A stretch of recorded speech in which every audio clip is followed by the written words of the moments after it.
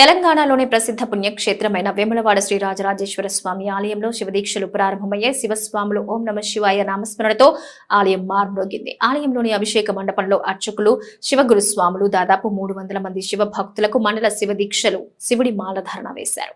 గోధుమ రంగు వర్ణం వస్త్రాలు ధరించిన స్వాములు నుదుటిన విభూది కుంకుమ ధరించిన శివస్వాములకు అర్చకులు రుద్రాక్ష శివమాల వేశారు. శివదీక్షను స్వీకరించిన తరువాత శ్రీ పార్వతీ రాజరాజేశ్వర స్వామి వాళ్లను దర్శించుకుని సేవలు తరించారు. ప్రతి ఏటా మహాశివరాత్రి ముందు శివుడి మాలధారణ చేసి మహాశివరాత్రి నాడు లింగోద్భవ సమయంలో మాల విరమణ చేస్తారు. అర్చకులు నందగిరి భాను శర్మ, శంకరయ్య శర్మ, శివగురు స్వాములు వాసాలమరి గోపి, తమ్మల భీమన్న, మచ్చ కిషన్, మాన శ్రీనివాస్, రాపల్లి శ్రీధర్, జంగేటి సంజీవ్, ఉప్పడ రవి కార్యక్రమాన్ని నిర్వహించారు.